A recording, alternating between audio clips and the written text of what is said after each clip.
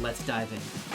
Dubbed the Great Resignation. Some are calling it the Big Quit. A third of the workforce has decided to quit this year. Millions of jobs unfilled hit a 20-year high of 2.9%. For a lot of people, the pandemic has changed their mindset about life and what's important to them. So I had a nervous breakdown. I was already so anxious before the pandemic. Full nervous breakdown. This is the saddest interview ever. Why do you think the Great Resignation is happening? I think it's a shot across the bow for the standard corporate culture because there are so many substandard corporate cultures. CEOs are now realizing that it doesn't matter how much they push people. If they don't feel safe, they're not going to go to work. Who can explain why this is happening? We've wondered how there can be so many open jobs.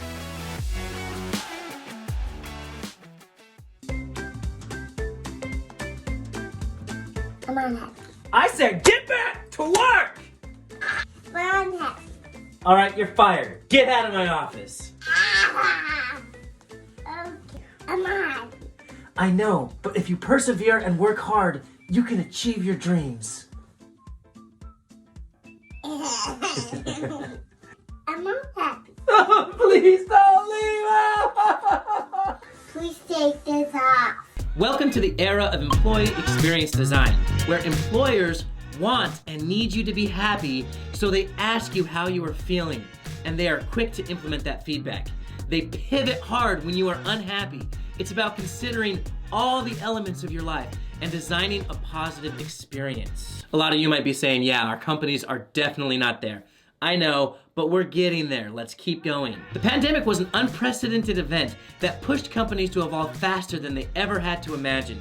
Remote work was forced on every company, whether you were a skeptic or not. Some forward-thinking companies were prepared. For other companies, they burned their people to a crisp, trying to get it together. People are still fried out from the pandemic, and the mental health industry grew by 11% last year, so they're looking for online coaching and support just to get through the day. The lesson that we learned from the pandemic: companies must be intentional about how employees are experiencing work at their organization.